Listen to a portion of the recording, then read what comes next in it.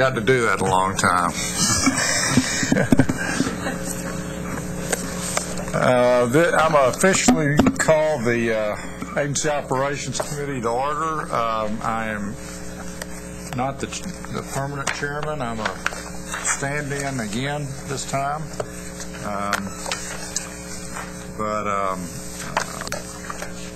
We do want to express condolences to our chairman who lost his mother last week. Couldn't be here, Wallace Hall, and he's asked me to sit in today. So with no further ado, we will jump right in. We do have a quorum, do we not? We do have a quorum. Okay. The first item on our agenda is to approve the minutes of the July 28th Agency Operations Committee meeting. Everybody was provided with a copy of those prior to the meeting. Are there any questions or corrections? If not, could I have a motion to approve? Y'all can't be timid. Y'all are the only other two guys here. I'm making a motion. Okay, a motion by Durga. I'll second it. I wasn't here, but. And I can't do a darn thing to help. Sorry. I'm just glad you're here for support. All those in favor say aye. Aye. All opposed by the same sign. The next agenda item is agenda item 3, and I'm going to call on Dr. Alonzo to introduce the topics for this meeting's report. Thank you, Mr. Chairman. We have 3 or 4 reports that we've put on the agenda. But before I do that, I would like to take a minute. Carrie, can you come up, please, for a second? Before we get started on the reports, I'd like to take just a minute and introduce our new Director of Human Resources, Carrie Whitfield, joined the agency on October 1st. As the Director of Human Resources. Carrie comes to us with more than 34 years of experience in higher education and state service. Most of it has been in the human resource field. She's been at West Texas A&M University, Texas Women, the Texas Tech Health Science Center, and most recently she comes from the Banking Commission, right? The banking. Texas Department of Banking. Texas Department of Banking. So like I say, both higher ed, but so she says that she's come back home to higher ed, which is her first love. We really glad that she has joined the team. We look forward to working with her, and I just wanted to introduce her to the AOC. She will probably be making presentations in the future. Thank you. Nice to meet all of you. Happy to be here. We're delighted to have you here. It's a large agency with a lot of people, and it's an important function. So we're delighted to have you here. And thank you. Whatever we can do to support you in that function, please let us know. Great. That's wonderful. Okay. Thank you. Thank you, Carrie. Our first report is the standing what you have asked to be a standing report, at least for the foreseeable future, which is an update on our activities with the stimulus funds, as we know them here at the agency, the ARA funds. And so I will call Mr. Griffith to provide that report. Good afternoon, Chairman Ryder and members of the committee. I'm Dan Griffiths, the Director of the Stimulus Program here at the Coordinating Board. We appreciate the opportunity to report on the status of the Department of Education's Government Service Fund, or GSF, and have accomplished several milestones this previous quarter. I wanted to draw your attention to the single slide or report item that was provided to the committee. The GSF is at the midpoint of our 2-year program, having started our operations in October of 2009. We awarded the last $40 million of 2011 incentive funds to 37 universities by the end of this past August. And after that, we were successful in fully obligating 100% of the total $723 million in federal funds by the end of September. This is significant because the federal government has been assessing ARA programs nationwide and deobligating funds that have not been committed yet. So now there is little risk of that happening to the Texas GSF. Our initial burn rate of stimulus funds was estimated to be around 80% by the end of this December, but we are now ahead of schedule, having achieved that milestone in September. Our grant to the Texas Education Agency for 2010 textbooks accounted for much of that spending. Out of the total $361 million that was appropriated to the TEA, 100% of those funds have been spent as of this week. Also during the past quarter, the Coordinating Board's Internal Audit Division completed their audit of the GSF program with 2 recommendations in which we've incorporated into our day-to-day operations. I want to thank Tony Tegbe and his team for their detailed review and observations. Tony and I believe that this resource will tie into our monitoring efforts in the year to come. With the majority of the funds distributed to meet the intent of stimulus, we are now engaged in monitoring our subrecipients for compliance through desk reviews and on-site monitoring. Our grants team has scheduled over 50 desk reviews, and a contracted CPA firm is conducting an additional 30 on-site visits over the next 8 months. Any results of those monitoring activities can be followed up by our own grant specialists, as well as Mr. Tegbe's internal audit team with their allocation of hours toward continuous monitoring of the ARA program in 2011. I'm also scheduling program reviews in November and December with our state agency partners and any subrecipients who have longer-term projects underway to determine any slip in their program and schedules and to help work some solutions to bring those back on track. So finally, if you'll note at the bottom of our status matrix of our report, this data is as of September 30th, which supports some of the information I've shared with you already. We've kept our ARA website updated monthly to maintain the high levels of accountability and transparency required by the Recovery Act and the Governor's Office. And I am available anytime to answer your questions or provide any information that you might need. And I'd like to take any questions at this time from the committee.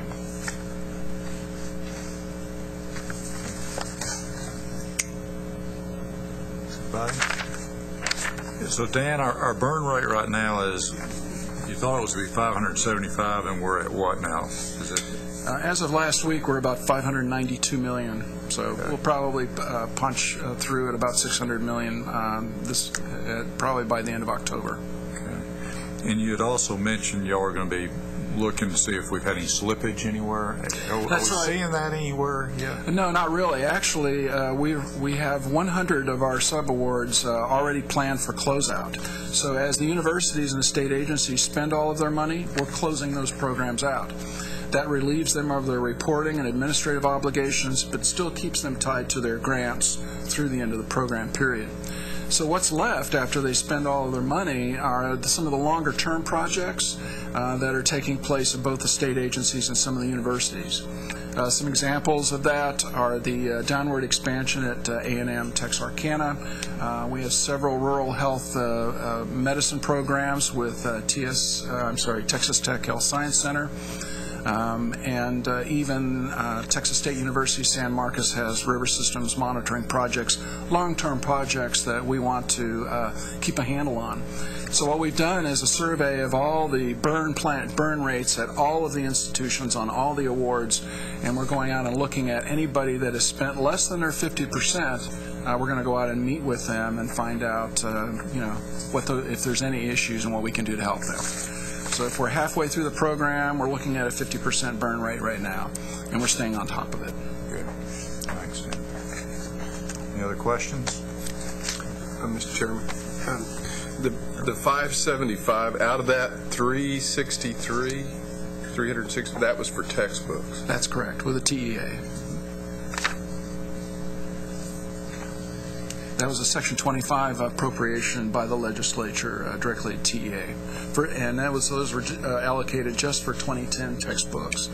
So those were all delivered probably by the end of August, and then we saw another month in some of the vendor invoices getting caught up. But we expedited payment with TEA so that they were not caught short having all those funds out on the street. So we worked with them to expedite a payment process with them because of the large amount of the funding. Harold, just for your information, we ended up having to allocate a lot of the ARA funds to the agency that really weren't directly affiliated with who we are or what we do, And I just want to, I say this every time, Dan, but I just want to recognize you and your team.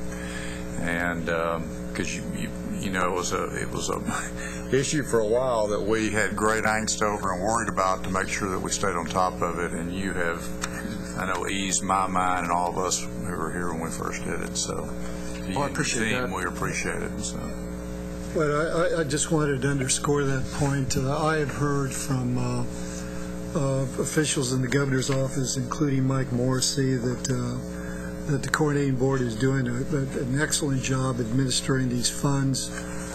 Dan and Arturo, and I don't know who else went to Washington to talk to Mark, and I understand that was extremely beneficial, and it showed the feds that we were not only complying with federal regulations regarding the oversight of these funds, but that we were eager to work with them and to go to them first before they called us up and asked us questions about how we were doing. So I think that the agency has done extremely well in overseeing these monies, a very large amount of money, and I think Dan, Arturo, and the other participants are to be commended for this. Yeah, and I'd like to underscore that because it really has been an agency effort, working closely with our finance and reporting teams and so forth. So it's been very complex, and I think we've gotten through a lot of the money distribution, and now a lot of it's very much project-oriented to make sure that they follow up with any kind of long-term projects, deliverables, and so on and so forth. So while the money spending is going to start to plateau out, now we've got, as I described to you, a lot of monitoring activities. We're going out and checking accounts and equipment and all the things that were purchased with the funds, all the records at the institutions at various levels, to make sure that they were compliant with the federal and state requirements as well. So now it's kind of checking on things and how the money was spent. Any other questions or comments from committee members? That's not an action item. It is not. That's a reporting item. Thank you, Dan. Thanks for your time and support. Appreciate it. The next report, Mr. Chairman, is the report, which is another one of our standing reports, which is our financial report that we provide to the AOC on a quarterly basis.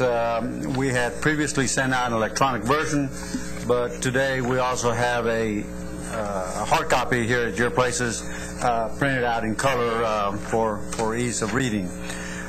This report that you have before you is as of August 31st, 2010, which represents the year-end report of our finances. It's the last quarter, but it's also the fiscal year report for the fiscal year 2010.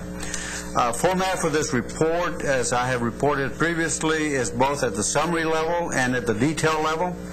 I certainly don't intend to go through every one of the lines with you, but I do want to point out a couple of highlights to it. The divisions manage their finances at the strategy level. So while you may see some plus and minuses within each strategy, the budget itself is managed at the strategy level. I'd also like to say that we manage the budget a little bit differently each year of the biennium, not because we pay less attention the first year, but because we do have in most of our strategies what they call UB authority, which is unexpended balance. That's states speak for balances that are not expended at the end of the year that we can carry forward to the second year of the biennium. What we have provided for you, and this is the first time that we do this, and we hope that it meets with your approval, with your satisfaction. It's a good report that I use as a management tool, but this report shows exactly how we ended up the year. This is before any UB adjustments or any carry forward or any adjustments that we will make to those unexpended balances. So as you see it, is how we ended up the year. While you may see some rather large balances, especially if you would look at page 2 and 3 of 12, which is our operating budget. The first one that may look out of place or may look somewhat alarming is the large balance that is left over in the College Readiness Initiative, where we have approximately $6.6 million. The majority of that, in fact, $6.2 million of that, is for grants that are given to the schools. And I may add at this point that in the subsequent biennium, we have asked to move those funds to trustee funds, because that's really where they belong. I don't know how they ended up here, but at least for the rest of FY11, you'll see them here. After that, they'll be over in trustee funds. Staff, we work very close with the divisional staff. That's Dr. Loredo and her group. We make sure that those funds are expended by the end of the biennium. We have other unexpended balances, both in the operating and the trustee funds. We will manage those. As most of you know, well, maybe the new members do not know, so I shouldn't assume, the coordinating board has rider authority to transfer up to 12.5% of any one strategy into Texas grants. 12.5% of the strategy, and of course 12.5% of the financial aid, which is not really ever a problem because it's such a large amount. So we try to manage that the funds are spent in the way that they were appropriated, but if for whatever reason they're not, it's not exactly a loss to the agency. We are able to transfer that, like I said, by rider authority into Texas grants and make more Texas grants available to the students. One of the things, especially if you look at the detail section, both in trustee and operation, where we have some balances in our salaries, or as a result of what we talked about earlier in the retreat, and that is that we are keeping vacancies open longer, we are keeping some vacancies open, period, and consolidating duties and positions where we can. And so I think that is a testament to the staff of trying to be lean. While we don't have the lean processes, and I'll speak to that in a minute, but in place as such, there's no doubt that the staff is being very efficient and very effective with the funds that they have budgeted to them. So we do have a lean operation, and I can say that because I work very closely with the division. So those are some of the highlights. We would be glad to answer any detailed questions or any questions on the financial report. Staff is here to answer any of your questions. So I'd like to make that offer. Questions for Dr. Alonzo? Arturo, talk a little bit about how much of the I hesitate to use the word surplus, but the balance of $7.7 million, how much of that you anticipate being UB'd, and also you might address the adjustments that actually reduced the overall budget by $2.7 million? Okay, so the adjustments first, Fred, Sure. if you will, if I can, that represents the 5%. If you recall, the budget leadership offices ask all state agencies and institutions of higher ed to reduce our current biennial budget by 5% of GR and GR dedicated. We had the option of taking those 5% cuts in either year of the biennium, all in 10, all in 11, half and half, or whatever. And so what you see there is the portion of the 5% reduction that was taken in the FY10 operating our budget. Some of them will be taken in FY11. And to clarify, was that 5% of the total biennial budget? Yes. Okay. We had a target set by the LBB of $70 million. And you said well, this is just the operating budget. So yeah, the first two pages of the operating budget, you will see also the trustees later on there. Now, let me, and I'm glad you bring that up, Fred, because the key thing is that you had the choice of which year and then how to balance it between years. As long as we had, that's right. If you would flip over to the trustee funds, which start on page 7, page 8. page 8 of the report, where the trustee funds start. One of the items that you will see there is that we have an available budget of $158 million in our Close the Gaps by Improving Affordability strategy. 111 of that, the majority of it, is in the financial aid strategy B.19.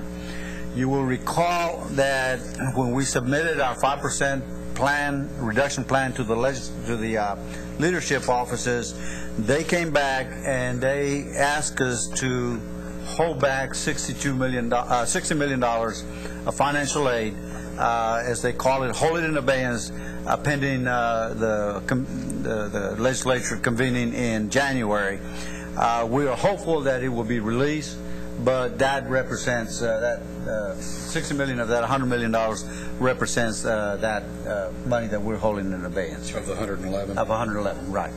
The other large part of that is not in part of the 111, but a couple of lines down below that, you will see excuse me, you will see $40 million in the performance incentive. Again, you will recall that for the current biennium, the performance incentive funds of $80 million, biennial figure, were appropriated under Article 12, which is the ARA funds. We budget all of it in FY10, knowing that for $40 million of it, we did not have the spending authority until FY11. So, and that's one of the things that Dan was talking about, that we have now obligated all that money. So that's represented there. The other, what is the other balance, the $51 million in student financial aid that is in the available end of fiscal year balance? 60, I know we were instructed to hold. Yeah, the 51 million. A lot of it is the be on time balances, the set asides. Is that right? I'm looking at staff who, this is where I was talking. We'd be glad to answer any detailed questions. So Susan Corrine and or Dan or both will be glad to. Good afternoon. I'm Susan Corrine. Nice to meet you. To our new board members. I know that there's $43 million that's going to be the Texas grant carry forward, and then within that financial aid strategy, we have sort of driblets, if you will, within some of the other programs within the financial aid strategy that will also be carried forward at $111 million, as well as the Be On Time. So $60 million is what we're held in abeyance. Well, can I clarify that? Yeah. Well, it's 2025. Our whole financial aid cut was, I think it was 50 million. They only realized a portion of that reduction, and then we're holding in abeyance about 25 million, not the full 50 million. And Okay. it's segregated between Texas grant of about 6 million, TEG of about 6 million, top 10% scholarship at 2.5 million, and about $10 million in Be On Time general revenue. That's what's essentially being held in abeyance until the session starts, or we're given further direction, essentially. Okay. So that's about approximately a little under 25 million, and the other 86. Well, then we've got about $43 million that's Texas grant carry forward, and then we also have some carry forward of funds that are not necessarily part of the abeyance that are in the financial aid strategy And that are that's- also being And that's carried forward. primarily Be On Time. We collect Be On Time and then expend Be On Time in the next fiscal year. So most of the carry forward or UB we have in Be On Time is from funds that we collected during the fiscal year prior to the current fiscal year. So we collect it and then we disperse loans the next year. So we always have a large carry forward, a large UB, and Be On Time depending on when it happens. But I don't recall us having this kind of balance in Texas grants. But Texas grant is it was appropriated essentially with a 50-50 split in order to maximize the number of students that we reach, and because of the large increases, our actual allocations to institutions essentially held back more than we would normally hold back in order to build a bit of a stair step. As if I fund new students one year, I have a preponderance of renewal students in the subsequent year. So there's more resources required in the second year than in the first year. So when we made allocations, we maximized students by reducing the amount we spent in 10, which gave rise to a carry forward amount in order to fund renewal students in 11. So this is how we're back in loading the biennium for those renewal students. And we did attempt in our last legislative appropriation request to get that split more in line with how we actually spend it. For whatever reason, it wasn't funded that way. It was still funded with the 50-50 split. We tend to request the split in order to maximize students. It's much more convenient to take the total and divide by 2.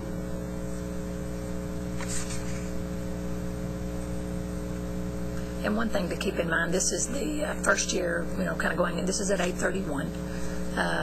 Within the biennium, we do have quite a lot of carry forward authority on the funds, or UB, unexpended balance authority.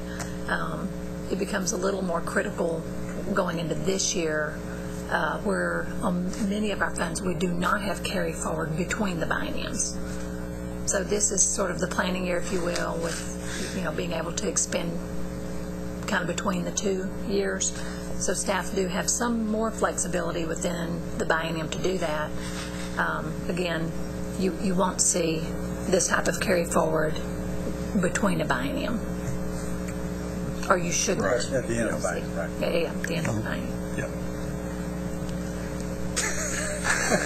No, I'll do a follow-up to you. Go ahead.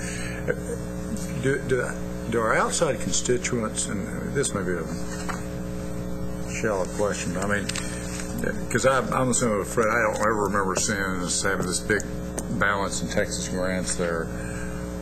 And we know that the need is there, that money will be spent. We know that there's more grants required than there is money. But is that readily recognized by the LBB and everybody else as we are going into a year when we're cutting and we got these big unexpended balances? I mean, the private sector, if I see an unexpended balance, I know what I'm thinking if we're going into a heavy cutting time. And so I just want to make sure that our I guess, I don't know if it's the LBB or whoever, really understands those firms, those dollars are going to be committed. Well, and we have a very active and ongoing dialogue with our LBB representatives. We're, I guess, in constant communication with LBB staff. All of these figures are fully disclosed throughout the year. I think Texas grants, specifically because we got so much money, so much of additional appropriations, that it gave rise to the need to segregate this out with this dramatic of a step, whereas in previous years either we got level funding or we got a small increase. Big increases, if you don't manage the out years, I expend a lot of money in the first year and we would have a 0 balance to carry forward. Then I make no initial awards in the second year of the fiscal year because we fund renewal students as a priority. So you have to hold back some funds to be able to fund renewal students first. We appreciated the high increase in appropriations, but it does create a bit of a mismatch when you're looking at the financials at the end of the fiscal year. We're hoping to have the same problem next year, or in 2 years also, right? But bottom line is you'll have takers for all the Texas grant money we've got by the end of the second Absolutely. year that we're in. Yes, sir, with the exception of the $6.2 million that we are currently holding back. And I knew that this would raise some eyebrows here, but I made the decision a couple of weeks ago when we were finalizing the report that I wanted to present what really as it happened. Of course, we think that this is not that we were the other way, that we were hiding it, but if we come in and make the adjustments before we gave you the year-end report, it wouldn't be as transparent. So we just really wanted to be transparent, and we'd rather take our chances that we could answer those questions than not show full transparency. And I just want to point out, too, that when you get the next report, that we will have those adjustments to the budget. So you will see the adjustments into this fiscal year when we provide the next report. So you would still get that information on how much from the other strategies have we transferred to Texas Grant, the UBs into the next year. You will still see that information.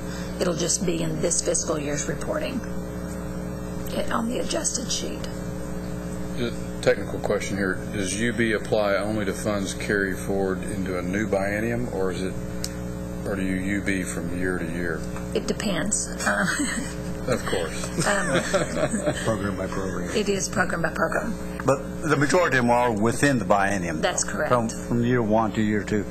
There are some that do carry over between biennia, but Be on Time is the major example that I can. Financial aid. And our other sort of financial aids, the loan repayments, if you will, the license plate strategies, all of those, the collecteds that we call them collecteds, a lot of those all have carry forward into the next biennium as well. Specific to Be on Time, how much are we carrying forward from this year into the current year? Let me see if I can see it. Dan had all the other numbers in his head. From a cash perspective, we're looking at about 8.3 million of the prior balance that's the cash balance from one year to the next. That's just the GR part. The GR part, which is essentially we're holding back $10 million. Right. I think the Be on Time, and I'll get the number for you, and the next time I come up, hopefully I won't have to, but I'll get you the exact number. That's fine. We've talked about most of, but there's still 43 million in the 111. And I just did. Most of that balance is going to be on time. That's what I was driving at. Yes. Okay. Other questions? Sure that didn't require any vote. This is also just a reporting item. The next report, Mr. Chairman, is the report that Mr. Hellenfeld asked me to bring to the board. That is to give, to give you an update on the upgrades and the renovations to the building that are underway since, it started a couple of months ago. We had a few setbacks at the initial stages to the renovations. There were some delays on the final plans, some other problems. Landlord was trying to get his staff going and so forth. But I'm pleased to report that the work that we have worked those problems out. We worked through them, and now we're on target to complete the renovations by around the end of March. And those are in 3 or 4 phases, as they call them, on the plans. We're working very closely with the Texas Facilities Commission to make sure that the renovations are done as per the lease.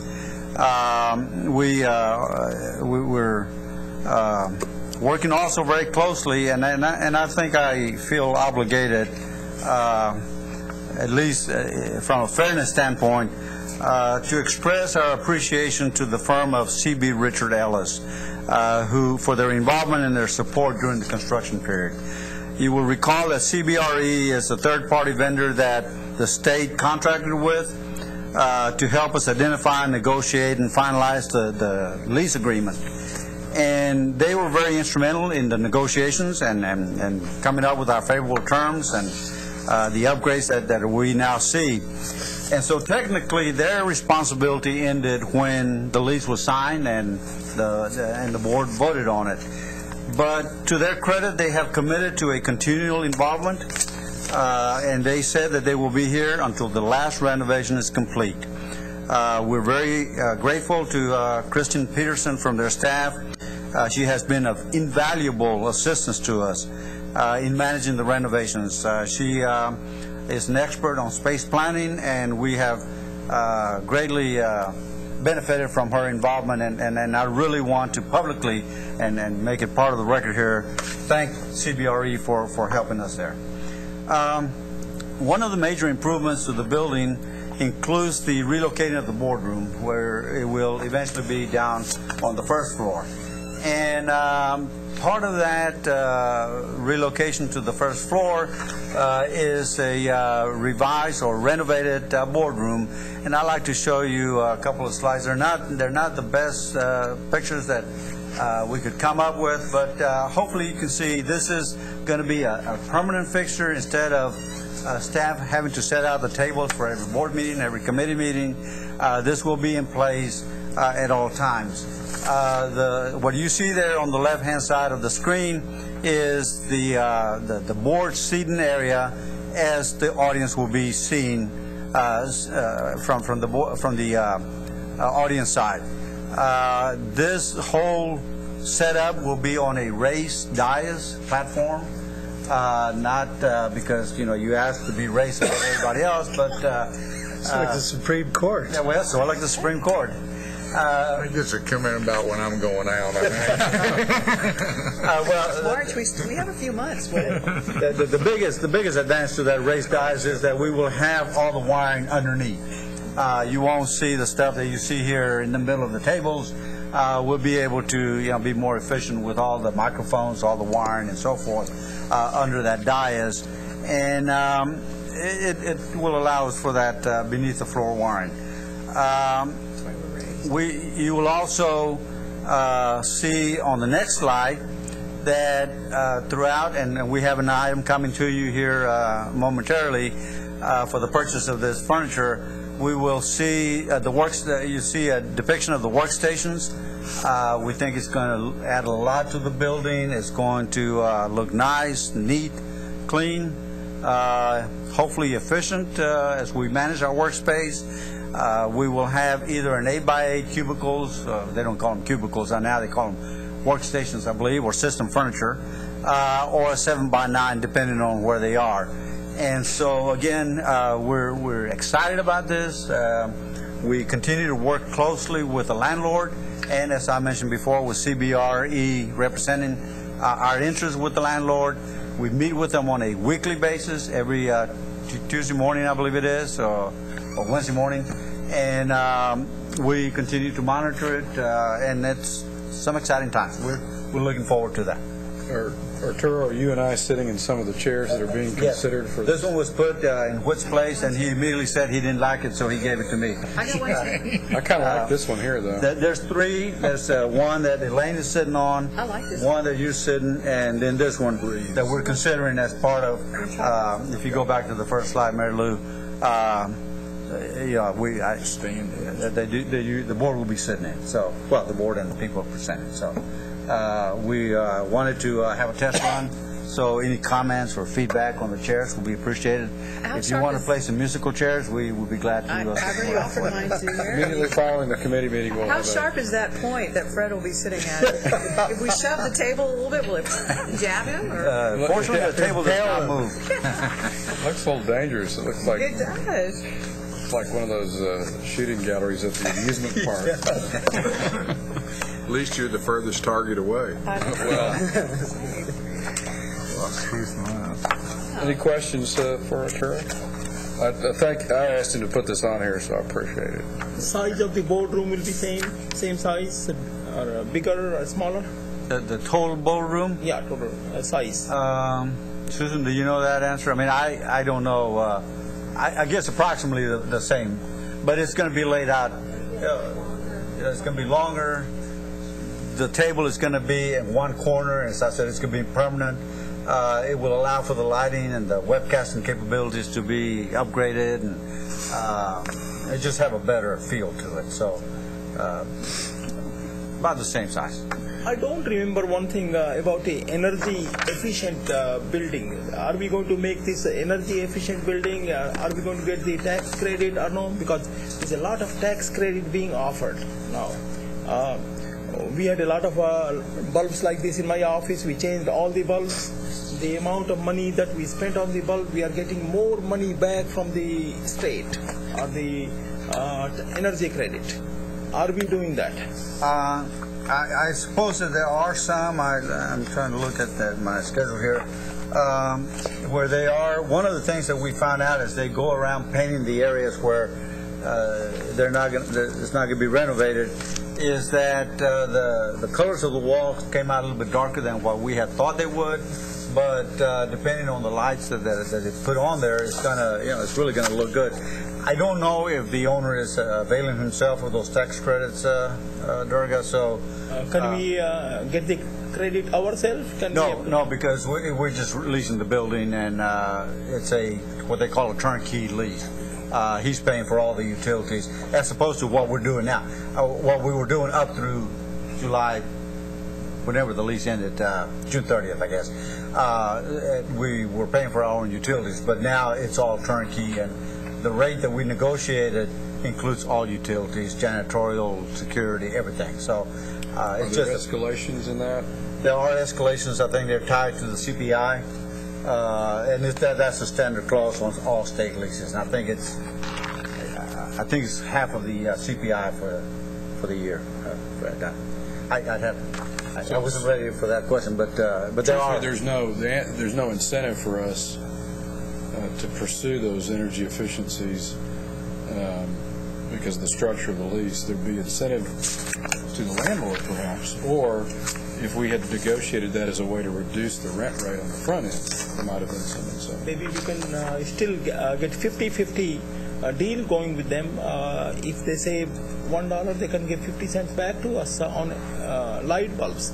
I calculated that these light bulbs that cost about $4, the other light bulbs cost about $40. But the payoff is energy usage is 1/4 of the energy usage, and they are brighter. The bulbs are brighter, and the payout is about 2 years. For the additional cost of the bulb, maybe we can recommend to them, and they may share some of the savings with us. Well, there's nothing in the lease that would require them to share the savings, but and the lease has been signed, so let's save the energy though. It's recommend to them. Lower energy cost is better for all of us, and I'll be glad to provide the information that I have. I'll make contact with the Texas Facilities Commission and certainly follow up on that. Thank you. Any other questions? the only thing I don't see on the board table there are computer monitors.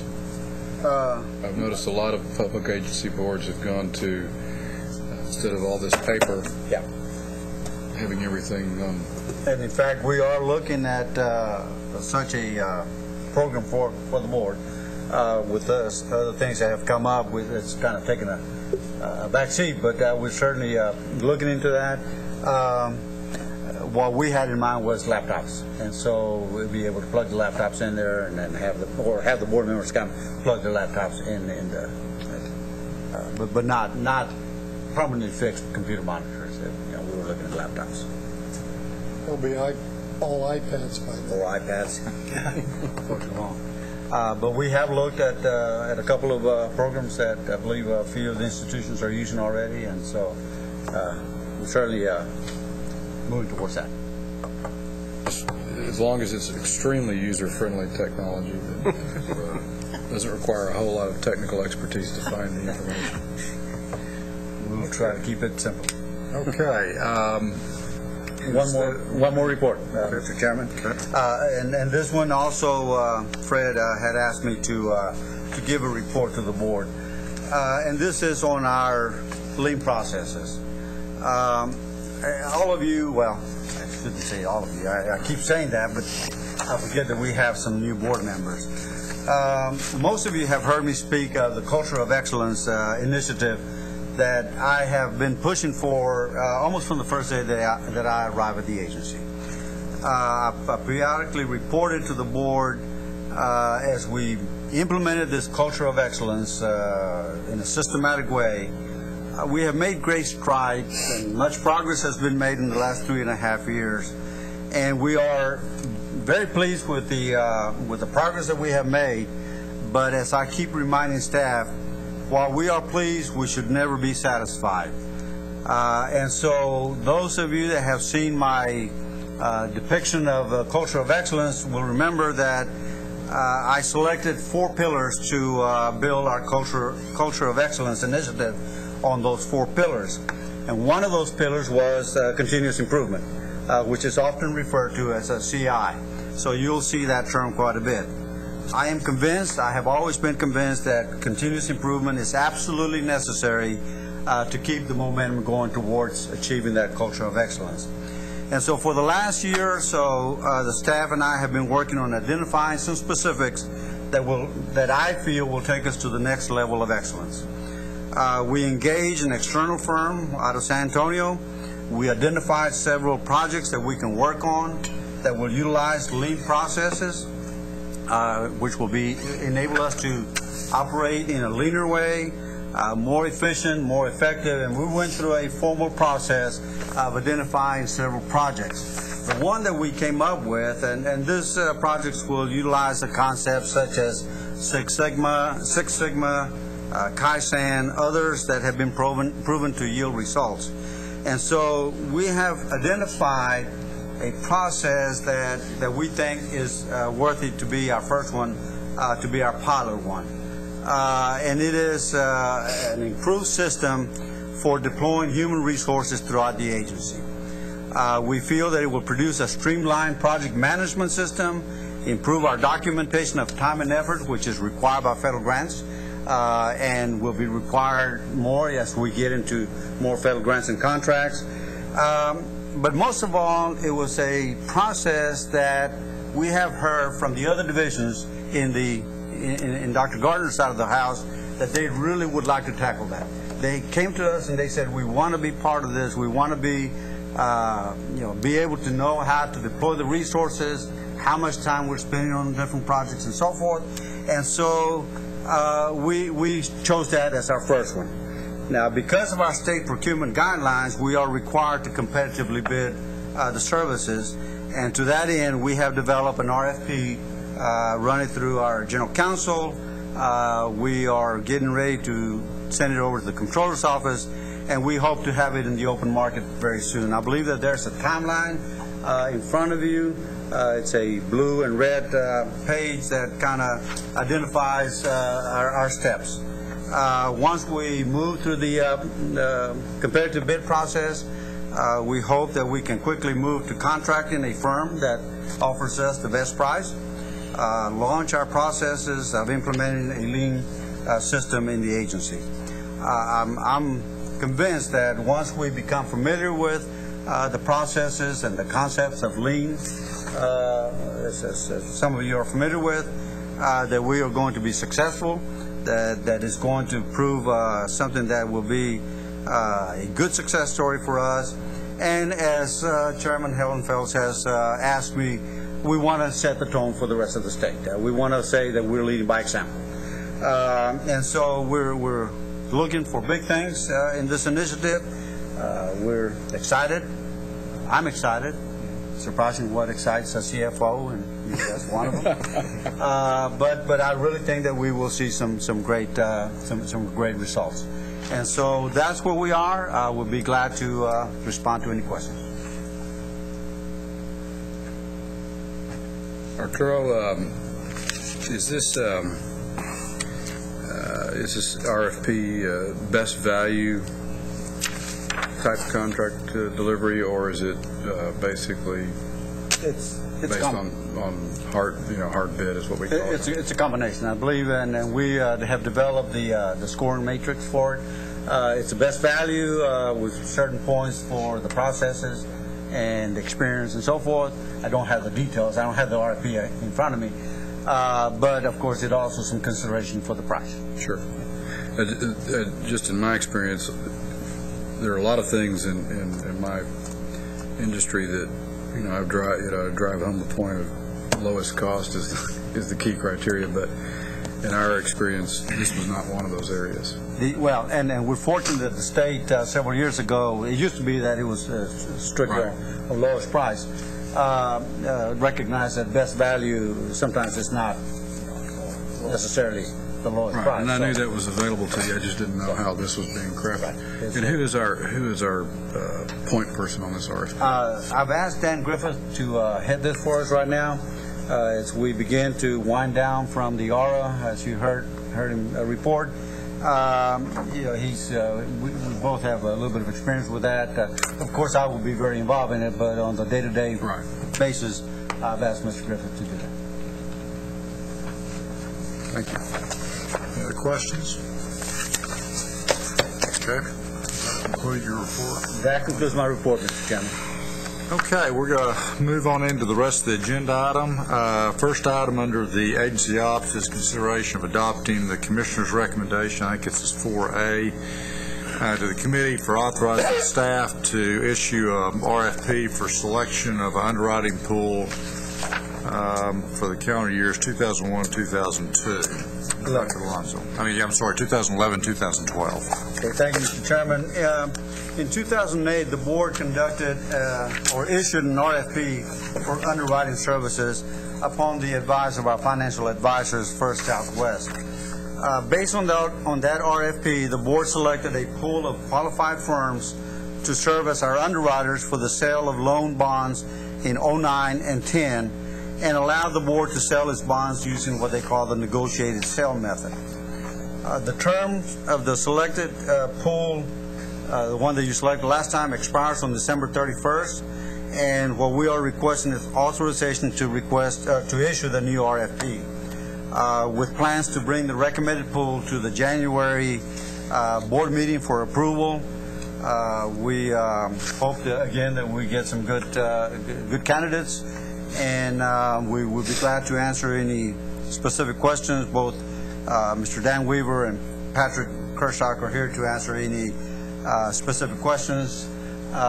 Be glad to do that, and we respectfully request approval of this authorization to issue the RFP. Or maybe Dan, or y'all can remind, back in 2008, because that was the first time that we'd gone out in quite a while, if I remember right. First time since I've been here. Since I've been on the board. How many people do we have bid on that? Do you remember? How many submitted requests, proposals? Do we have a good cross-section? I just can't remember. For the underwriting pool? Yeah. Very much so. Okay. We had 5 seniors. Okay. 7 or 8 co-managers. Okay. I guess previous to 2008, we pretty much did competitive. We had Wachovia and Wells, and I know in that pool, if I remember right. RBC, Morgan Stanley. Yeah. Okay. And I think that was a great idea going out. That's the first time we had done it in years, I think. 3. So. Yeah, that's right. Okay, any questions on that? Okay, if not... Excuse me, I do have a question. Is there, you said there's like 5 senior managers, seniors, and then any number of 8 co-managers. Okay, and do the seniors, do they rotate with each bond issue, or is it graded on? Just go through the process. This last time, what we did was before every bond sale, we asked them to come in with a bid. Okay. We basically ran a competitive sale in slow motion, and whoever came in with the lowest bid as a senior, we selected them as the senior manager, and that was Wells Fargo twice, and then we also used RBC Capital Markets once. And then we tried to distribute some of the business to the co-managers based on their bid, as well as what the financial advisor for Southwest suggested. Okay. And I think it's important to note that we work very closely with the financial advisors. They're very much a part of the selection process and the recommendations. So. One final question. From what we just talked in an earlier meeting, in terms of additional bonding capacity, I assume we're still anticipating we'll just issue $125 million. Correct. We have about $400 million of statewide authorized capacity remaining, regardless of what happens in the coming sessions. It's 75 or 125 million a year. Then we have about 3+ years of capacity remaining. So if an action is not taken up at this particular session, we'll likely have to manage our state authorized capacity so that we don't run out of we don't exceed our $400 million before the session comes back in 2013. Any other questions? Move to approve. Okay, motion on the table to approve the Commissioner's recommendation for authorizing the staff to issue an RFP for the selection of underwriting pool members 2011-2012.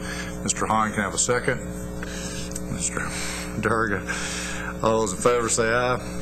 Aye. Aye. All those opposed by the same sign. Get a little tickle going through the phone. Okay, thank you. The next item is agenda item 4B. This is consideration of adopting the Commissioner's recommendation to the committee for approval for the purchase of the systems furniture that Arturo just outlined for us in an estimated amount of $400,000. Dr. Alonso? Thank you, Mr. Chairman. Technically, the purchase of the systems furniture, also known as modular furniture, has been approved by the board when you approved the new lease, because that was part of the negotiations, and you approved that in the April board meeting. At that time, we had planned for the system furniture to be purchased and installed by the landlord as part of the lease agreement, and of course as part of the cost savings. The reconfiguration of space towards the system furniture is largely driven by standards that have been set by the Texas Facilities Commission. They have revised their standards. It calls now for state offices to have a 40-60 ratio of office to modular configuration, and as compared to the old standard of 60-40. In other words, they want less offices and more cubicles, more systems furniture. We feel that it's in the best interest of the CB to purchase the furniture directly as opposed to going through the tenant improvement route. We have more control. We control our own destiny, if you will. Just less hassles. And the good thing is that we have identified a vendor that can provide the furniture, and the vendor is currently under contract with the Comptroller's office. So the bid process has already been done. We can capitalize on that, and we don't have to go through the bidding process. We estimate that we will be able to manage that as the renovations progress. And so again, we'd be glad to answer any questions, and again, respectfully request approval of this request. Any questions? Fred, you had a question on this, didn't you? Yeah, briefly discussed it with Arturo, but because we're purchasing this direct and we had an allowance for it, we're getting a reduction in the rent rate. This was part. This was part of the negotiated rent rate. Right. So since we're buying it directly, we're getting, I assume, a reduction in the lease rate we're paying. Well, no. I mean, we were still going to have to pay the same amount, but instead of paying it to the landlord to purchase it, we will just go directly to the vendor. Oh, then maybe I misunderstood in our earlier conversation. This was not being amortized in our lease. We were paying it lump sum. No, that's right. And I'm sorry. Maybe I did not understand your question. Okay. All right. So we're just buying directly. We're just buying directly, right? And control of that. That's right. So these were just TI dollars that we were paying directly to the landlord to go out and buy. That's right. Yes. Okay. I'm sorry, Fred. I probably misread your question. Okay. Any other questions? Move to approve. This furniture replaces the old, outdated furniture. Is that what we are doing? Correct. Yeah, and it's pretty outdated too, Dirk. I mean, we were worried that when there was talk about moving to another building, that it would not make it to another building because it's so old and so. I've heard we might have an opportunity to resell it to the producers of that 70s show. Okay. We're working on it. Okay, good. Questions? Not, I have a motion on the floor by Mr. Hahn. Approve it. Can I have a second? Second by Mr. Agrawal. All those in favor say aye. Aye. Aye. All those opposed, the same sign. Motion carries. Next item is agenda item 4C. It's consideration of the Commissioner's recommendation regarding the extension of the contract with Integrated Human Capital for temporary employee services for fiscal year 2011 in an amount not to exceed $750,000. Dr. Alonzo? Contract is for obtaining temporary employee services for the entire agency, which we have always had one, in order to meet peak demands and while budgeted positions are vacant during the posting and the replacement process. A significant portion of this contract is to provide staffing for the ARA program, as we have been reporting to you. And of course, that will end next August. The model of staffing the ARA program with temporary employees has served us well during the first year, and we certainly would want to continue that. In April 2009, the Committee on Agency Ops approved the contract with Integrated Human Capital with a renewal clause. But unfortunately, the wording on the caption and the minutes were not completely clear. Again, I think that we already have the authority to renew for the second year, but in consultation with our General Counsel, we felt that it would be best to just bring it back to the committee, make sure that we were clear on it, and so we're seeking authorization to extend the existing contract through the end of August 2011 with a not-to-exceed cost of $750,000. We spent approximately $365,000 in FY10. We anticipate about a $450,000 expenditure in FY11. However, we're asking for the higher amount of the cap because there are a lot of uncertainties with the ARA program, especially as we go through the closeout with the feds. If the launching of the program is any indication of the changes that they come back and impose on us, I didn't want to get caught short and not have the capacity to properly close that program out. Also, the possible state budget constraints may necessitate us to go more with the temporary employees than we normally do. And so, but we do want to assure you that just because you approve the 750 cap doesn't mean that we will exercise and spend every bit of it. We will. The contract is with no guarantees, and it's only it specifies that it's only on the amount that we need. There's no guarantee of any level of expenditures. We're glad to answer any questions, and again, we request approval of our request. Can we go for another bidding since the economy has changed? There is more unemployment, and can we get a better price on the contract? We'll go for open bid or competitive bid.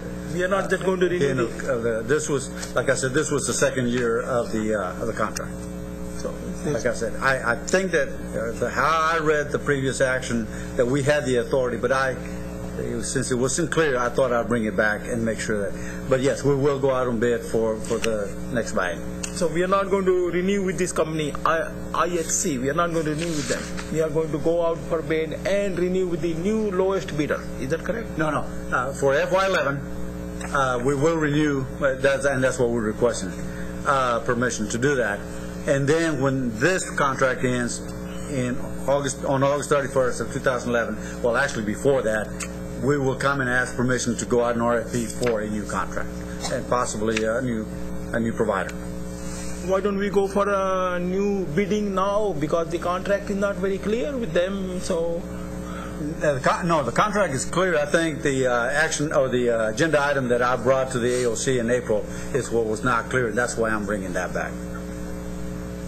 So what was we approved the extension yes. in April, yeah. Okay, and what I'm hearing you say is it wasn't clear as to whether you could spend up to $750,000. No, it wasn't clear whether we had the authority to approve it for FY11 or to extend it through FY11. There was a discrepancy between the caption and the minutes as they were voted on. So I just felt that it would be better to just come back and get formal approval from the AOC. Well, to Durga's question, which makes a good question, I mean, if we already committed to renew the contract through August of 2011. We had the option, that's right. And we committed to doing that, yes. Okay. So I just wanted the board to, fully, or the AOC to fully sanction what I'm doing. So what you're saying is we don't have the capacity to go out and rebid this for 2011. The first opportunity That's right. we'll get to do That's right. is 2011. And I think that's a good question, Durga, also, because there's, I think there's probably opportunities. One other question I think Fred brought up was the whole issue about the gap between what we think we're going to spend and $750,000. I mean, that's a big gap. It's double. Not quite. Nearly so. Two-thirds. Yeah, two-thirds. Is most of this, is this for any temporary help that we're bringing to the agency, even though we've committed the majority of this to the ARA project? Well, the ARA is using the majority of it, right. Okay. But it's for any, our regular temp needs in the divisions. Throughout the agency, I should say. And what's the concern? Do you see anything out there that's going to cause you to go over the 450? Only the uncertainty of what we will have to do to close out the program prior to August 31st with the feds. I mean, even as we go through the normal reporting, quarterly reporting with the feds, I can't begin to tell you how many times they change their mind and say, we want you to report another way. We want you to count this and not count that. Hopefully that will not be the case, but because of that uncertainty, I chose the higher amount. Let's hope that we don't. Let's hope we don't exceed 450 or so. But I didn't want to be caught sometime in July or August, or especially in August after the July AOC, that we could not continue employing the temp agency for the rest of the month. So that was my thinking on that. Okay. The majority of the temp expenditures are for the ARA program. That's right. And if I understood right, 80% of that, $575 million, has been reimbursed. We've got the difference between that and $723 million. Well, whatever we spend from the administrative funds that were given to us from ARA, whatever we need will be reimbursed by the federal government. It is included in the administrative costs that they have provided to us. Okay. So they are reimbursing it 100%. And I think that difference, that number you're looking at, Harold, is really the money that's going out in terms of ARA funds, the total program, as opposed to what's going to fund the administrative what I'd call boots on the ground. Okay. Administrative program. Move to approve. If you say it's going to go over 450, I'd really like for you to let us know that, because that would be But isn't that, if that's the case, we're going to have a good indication of that before your concern of the July meeting anyway? Well, let's hope so, but maybe not. My concern is that in August, when we start submitting, ramping up, that's when they start changing and say, we want it another way. So, but if we do, I certainly will make the AOC aware of that. Why don't we cap it at 450, and then if necessary, why to try to spend more money? If approval is there, we may spend more money. No, we'll only spend what we need. It's just that, My concern on that, Durga, would be that, especially since the majority is going to the ARA, we've got to get that work done. And my concern is that we shouldn't have anything that'll stop that process. That's the kiss of death for us not to execute appropriately on ARA. That's, in my mind, that's a bigger risk to us than the expense. So what I'd like to do is give the authority to them to make sure we finish as strong as we've started in the ARA program, And then, hopefully Arturo is pretty good at watching the numbers just to make sure we're sensitive to that and trying to save as much as we can. So, Arturo, did you mention how much has been spent with this firm so far on ARA, or just in human capital, human resources in general on ARA? Just for the ARA project? Dan, do we have that figure? I do not have that figure, but do you have a budgeted figure, or? I thought you said 365 was spent in 2010. That was total amount. Yeah, that was total amount. Well, which the majority, or a large portion of that was for the ARA. But that was the total amount that we spent agency-wide. Fiscal year 2010. With fiscal year 2010. Do you have a projection, Dan? I do. And first of all, let me, recover a little bit of the conversation. As we talked earlier, the staffing plan for ARA included temps.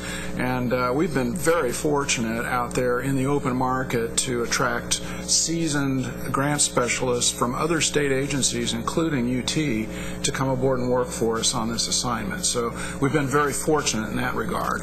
Our estimate going forward for this particular contract, we estimated about $340,000 worth of expenditures for these temps over the next 12 months. So that was our estimate, and I think we've spent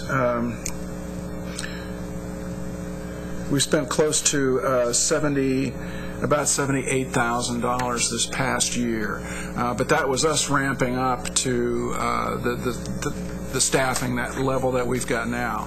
And so we intend on maintaining that level throughout the remaining period.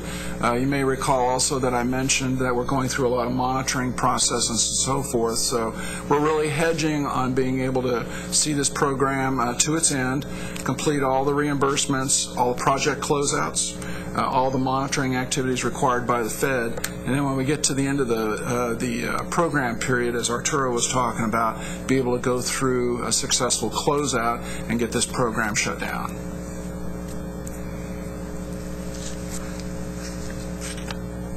So the $340,000 estimate, Dan, was for the estimated temporary help for the entire ARA program start to finish?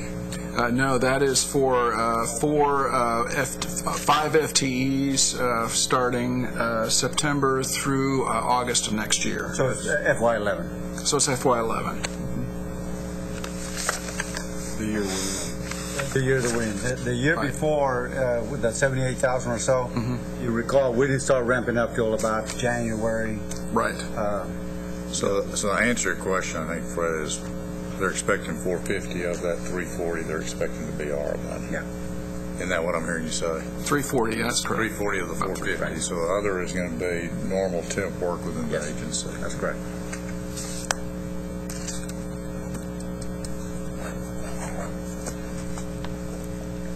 Any other questions? Did I have a motion? I did, Mr. Hahn. Okay.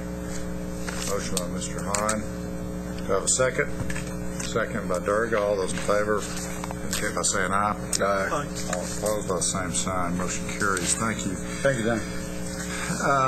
The agenda item 5A is consideration of adopting the Commissioner's recommendation. The committee relating to the amendment of the contract for audits of agencies, loan program, and agency-wide financial statements for the fiscal year ended August 31, 2010 by KPMG. And I'll turn that over to Dr. Alonzo. Thank you, Mr. Chairman. The board in 2006 contracted with the firm of KPMG for an audit of the agency loan programs and the agency-wide financial statements.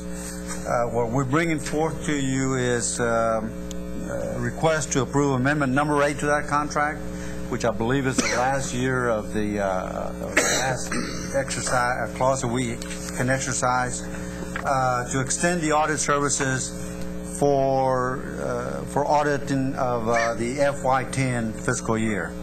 KPMG has quoted us a fixed cost not to exceed $180,000, which is the amount that this is the third year that they have held to that price. The state auditor has delegated authority for this audit, pending board approval. And so, and if you recall, we had KPMG present the audit results to the July AOC, and we request the AOC, and we'll ask the board tomorrow to approve amendment number 8 to finish or to have FY10 fiscal year financials audited and presented to the board. I'll be glad to answer any questions. Will you comment on your follow-up to Fred's question about going back to KPMG? Yes, I contacted KPMG yesterday, and Fred's question was, since we are taking some budgetary cuts in our operations and in our administrative budget, is KPMG willing to consider a lower amount? As I posed this to them, she reminded me that was Susan Warrant, the local partner, that the contract that we have with KPMG, the one that we executed in 2006, calls for a 6% increase per year, and that she has held that constant without the increase, and has held the contract constant at $180,000 for 3 years. This will be the 3rd year if you approve it. Also, she reminded me that last year, due to some staffing changes that they had, where one of their senior audit managers was out on maternity leave, and they had to replace her with some less experienced person, that she only charges $165,000 for the FY09 audit. So that was the feedback that I received, Fred, after I contacted her following your request. Are we obligated to continue contract with them, or no, we are not obligated? With KPMG? We are not. We are not. But if we want to do the FY10 audit, or if you want the FY10 financials to be audited, if we do not use them because of their renewal clause, we would have to go out on RFP, which we plan to do after this year if the board decides to continue auditing the financials. This audit here is not required at all. In 2006, right before I came, the board decided that they wanted standalone, what they call standalone financials. I think they call it enterprise-wide auditing. We convert them we convert our financials to a different format. They come in and audit, and then they will render an opinion. And I'm pleased to report, or to remind the AOC, or to brag to the AOC, I guess I should, on my staff, that this has been, it has given the board a lot of comfort knowing that the financials, that we came up with a clean audit for the last 4 years.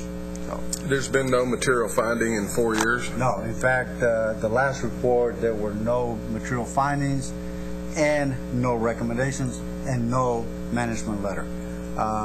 Unprecedented in state agencies, at least in my experience, my short term of 30 years experience with state agencies, I have never seen an audit report that came in that clean. So, well, you just haven't been doing it that long.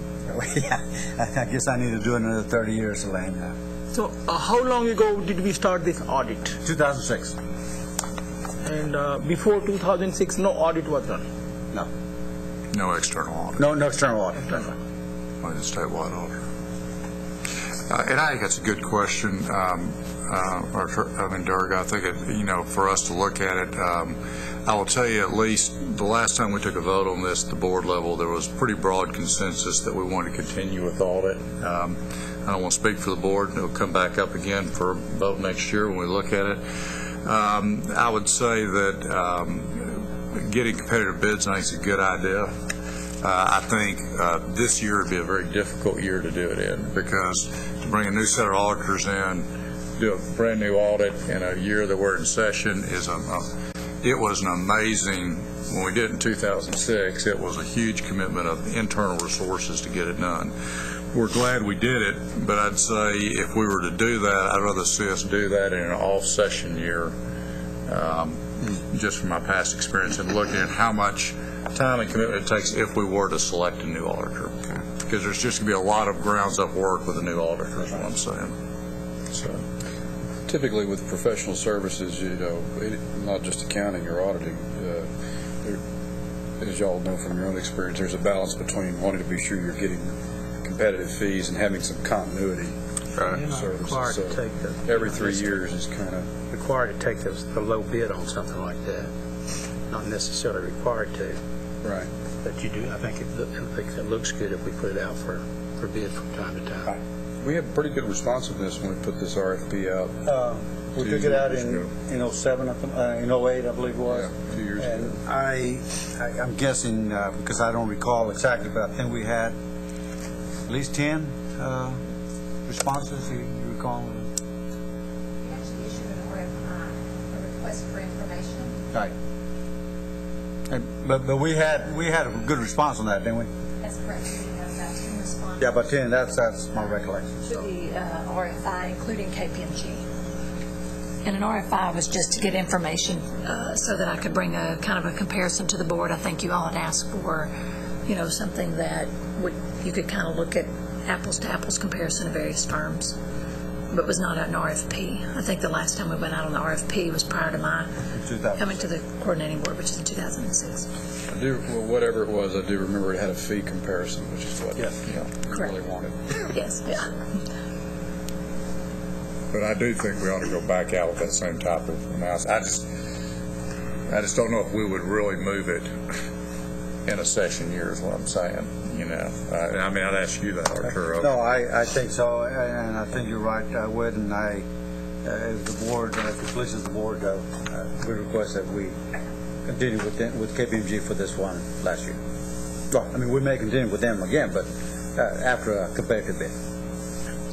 I feel that we should go back to them as per Fred's request that we are not willing to spend that much money. We are going to reduce our amount of money that we want to spend by 20%, and let us see what they say. Fred made a request, so why don't I've seen that when you go to people in this kind of economy, they do change their mind, that they do accept it. Take my direction from the board, but I mean, I did contact Susan yesterday after Fred asked me to. Well, I think the other thing is you're talking about professional people here that obviously have performed quite a bit of good service over a long period of time to the coordinating board, and I don't have anything against saving money, particular taxpayer money, but I think in what's been said, we probably ought to finish up this year and next year just go into a competitive bid process again. Arturo, is that what you recommend? Yes. That's exactly right. Well, what I'm hearing you say, Arturo, is you've already gone back to KPMG. You've asked for a reduced price. They've already said no. Well, in her words, she has already reduced the price. You can't. I'm not on this committee, I know that, but I'd like to kind of say a few things. I don't. I'm like Durga. We want the best price, but I don't want to put pressure on people not doing an adequate and thorough job. Right. Because there's certain aspects of your operations that you can cut back, and there's some aspects of your operations that you want to make sure you allocate enough resources where that audit process is thorough and unquestionably correct. Because if you're not careful and you save money in this area, it could come back and cost you in other ways. So again, I think we always need to be like Durga, looking for ways to save. I agree. I'm not sure this is one of those areas where we really need to cut back. We'll make sure we get a good governmental accounting is very important.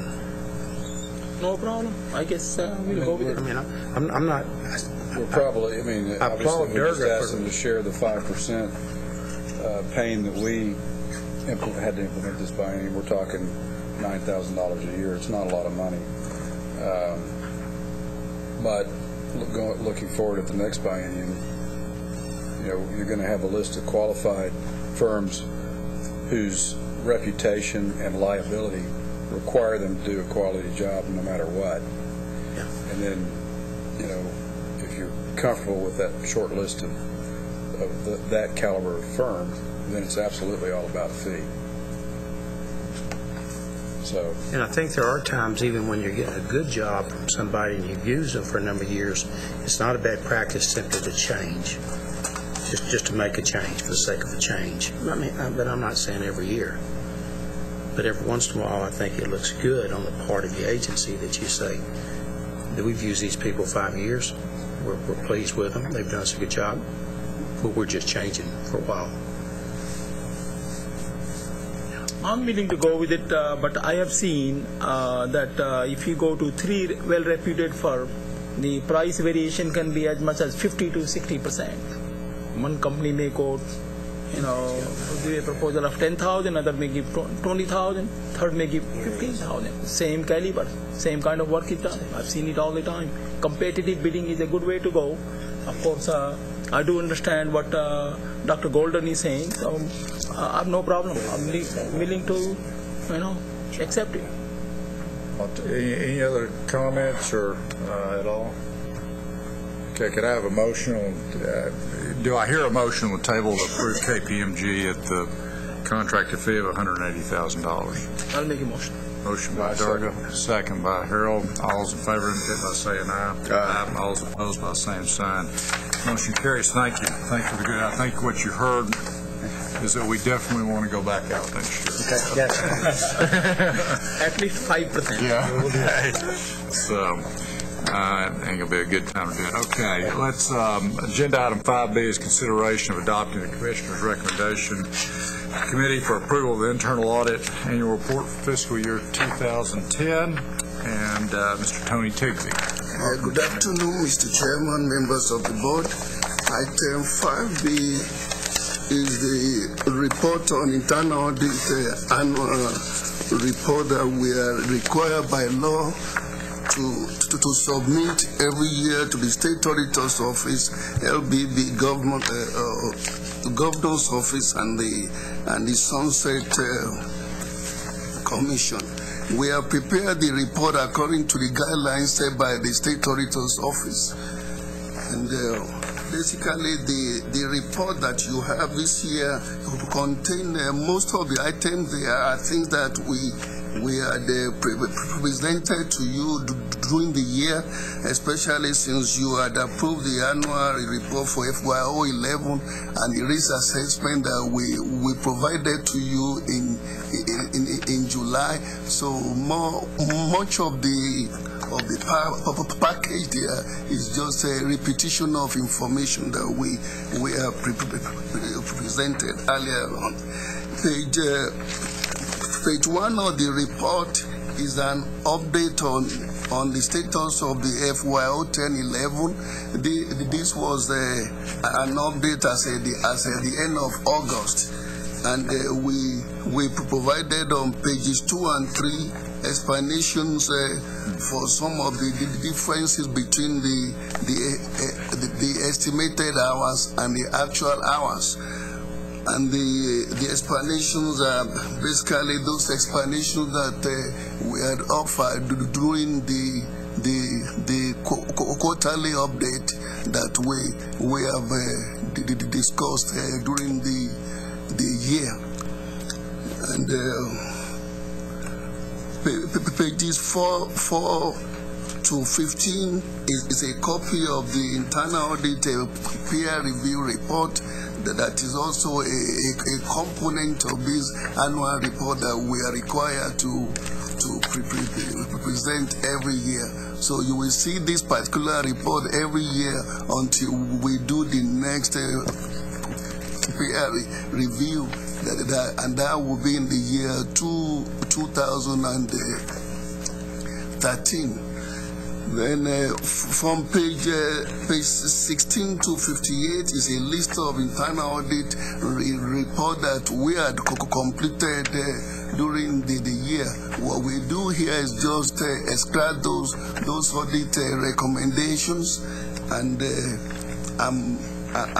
identify if management had implemented them or not. So that is why I say you have seen almost everything in this package. And from page 59 to 67, the internal audit work plan for 011 and the risk assessment that we have brought to you last July. That is basically what the annual report is.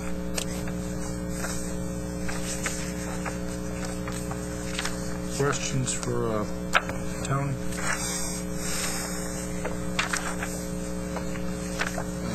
Tony, I had one question. Just comparing the results in 2010 to your proposed internal audit work plan for 2011. Yes, sir. The first category in 2011, you referenced the carryover projects, and you've got 1,000 hours estimated. Yes, sir. But the hours that were originally estimated for these 4 carryover projects, if I'm looking at the same ones, come to 1,480 hours. So, what in your estimation is allowing us to complete these 4 carryover projects but do it with about 2/3 the amount of hours we thought it would take originally?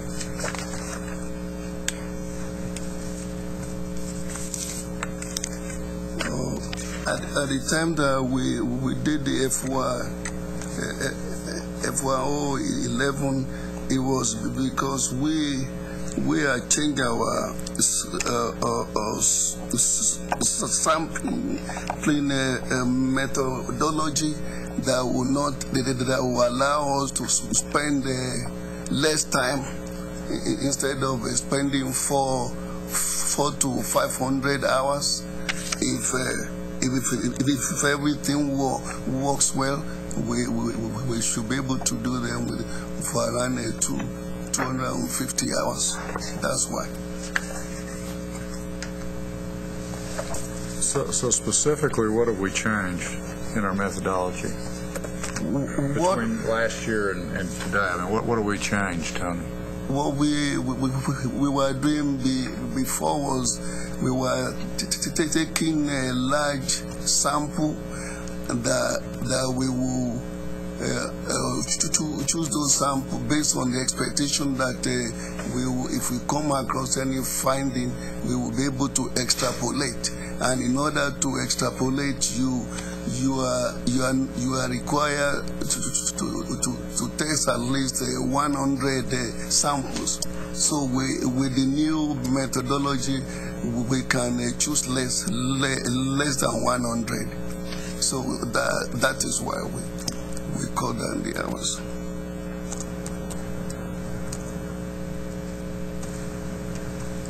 Looks like I think it's one difference. It looks like we refer to in 2011. Help me understand the carryovers, because you've got a couple different line items for carryover. At the top, we've got 4 audit projects under institutional audits. So I assume that includes the 1 community college, 1 public university, and 1 health-related institution. Yes, sir. What is the 4th? Because it looks like you've got formula funding. The 4th will be 1 private institution. 1 private institution. 1 private institution.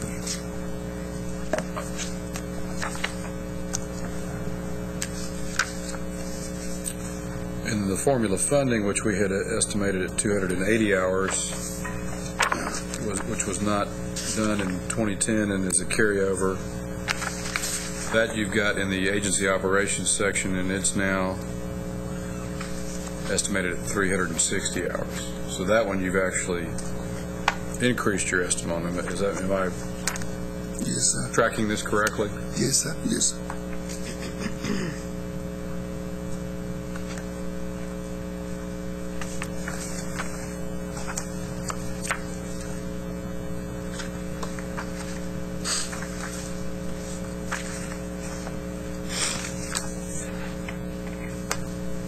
Other questions?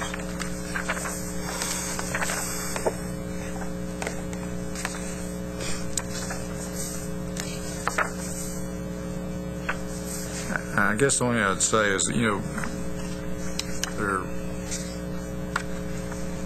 continues to be a real focus on making sure we're, Tony, I think going back to our prior conversations, that we're really on top of allocating sufficient hours for the number of institutions that we want to cover. And so, you know, I absolutely accept your explanation. I'm not an auditor, so I don't know if I understand quite enough about methodologies and samples and all that other stuff. I got to trust you on that, but you know, for the other board members, it's just something we've tried to look at every year and tried to be a gauge of, you know, how well we're utilizing our resources, and are we covering the institutions that we need to cover, and are we allocating sufficient hours? So that's, I think, the basis of a lot of Fred's questions. So, Fred, you got anything else? Okay. Now I could have a motion to adopt the Commissioner's recommendation to the Committee for approval of the Internal Audit Annual Report for fiscal year 2010. So moved. By Harold, second by Durga. All those in favor indicate by saying aye. Aye. All those opposed by the same sign. Yes, we go to the last agenda item? Yes, we have audit reports. Internal audit reports. And I guess Tony was going to take us through those 5 reports. So where are we going to start, Tony? Where will that be? Yeah, we can start with 5C1. With 5C1. Okay. Then we will take 5C3 at the end. For 5C1, as Mr. Dan Griffith already informed you, we did an audit of the HARA program, and our conclusion was that they have established adequate internal controls over that program. We did not come up with any significant findings, which is a big plus on the management. And for 5C2, the audit of financial aid at St.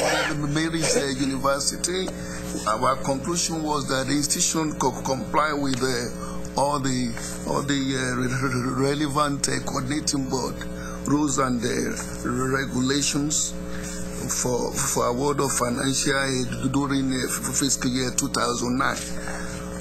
Then for 5C4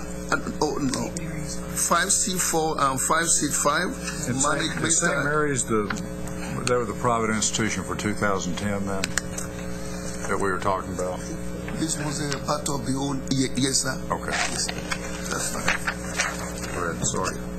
Then item number 5C4, the follow-up on the audit of college access loans. The management has fully implemented all our audit recommendations.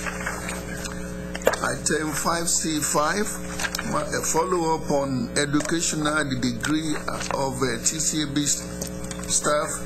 Management has fully implemented all the audit recommendations.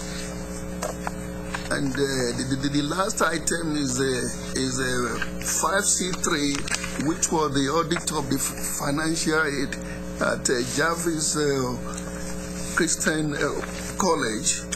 We found that the institution did not fully comply with all our rules and the regulations in the award of financial aid for FY 2009, and as a result of the finding that we came across, the institution owed us a total of $240,401, and they have refunded that money to the coordinating board. And management is continue to monitor the affairs and the institution, and our director of grant and special aids, Ms. Jane Caldwell, and the president of the independent colleges and the University of Texas Ms. Carol McDonough went to the institution this past week, and they were pleased that some of the activities that the institution have put in place in order to improve the controls over financial aid. The internal audit, the department plan on conducting a follow-up audit at the appropriate time, and when we do that, we will let you know what we find out. Mr. Chairman, if I may add, well, I think it's important to know that they have refunded the $240,000. It's even more important to note that it appears that they, that they have taken the appropriate steps to prevent this from happening. Of course, we will follow up, and we will continue following up. But at the behest of the commissioner, I contacted the president. I talked to him. They have a new administration. They have a new vice president for finance, a new director of financial aid. They've implemented some software programs. It's encouraging to see that they are moving towards not repeating the same audit findings. But of course, as much as we trust them that they will, we have asked internal audit to, at the appropriate time, to go back and follow up, and you know, as they say, we trust, but we verify. Yes, sir.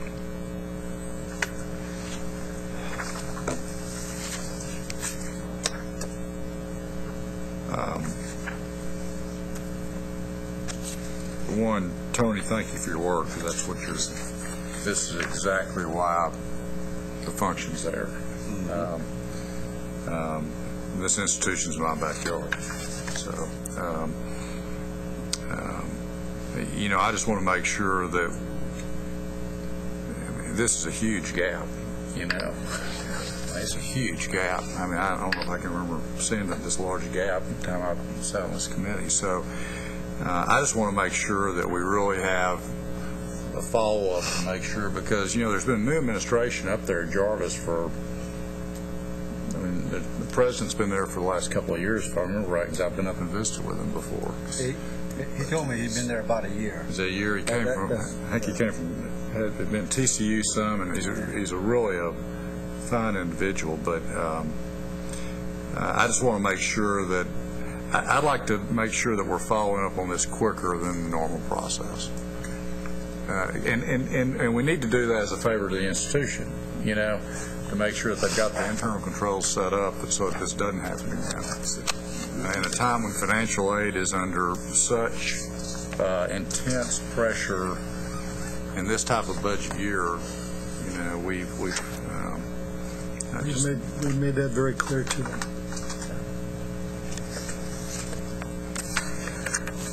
I guess I don't know what my recommendation is. I would just say I think we need to accelerate our progress and make sure that we provide them with whatever we need to help them get this right.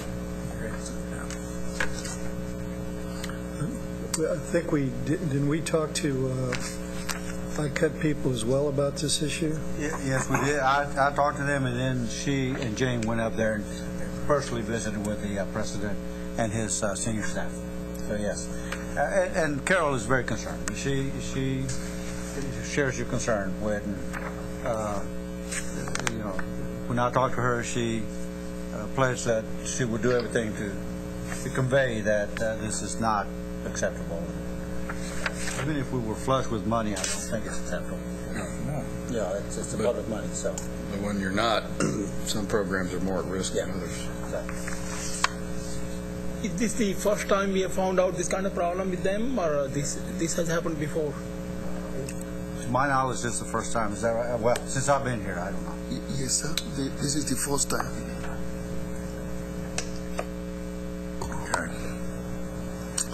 Okay, these are reporting items. Hopefully all our comments have been duly noted. And, you know, Arturo, I'd like to have a follow-up report on this at the next agency office meeting, just to see what progress has been made on it. On Jarvis? Mm-hmm. Okay. Okay, any other questions for Mr. Teagbee? Okay, thank you. Okay, it's a reporting item, doesn't require committee action. I think that's the end of the book. Does anybody have any other business to bring to the committee? If not, I'll have a motion to adjourn. So moved. Harold, second. Dr. Durga, all in favor, say aye. Aye. Same sign. Thank y'all. Not bad for a rusty chair. Well, that's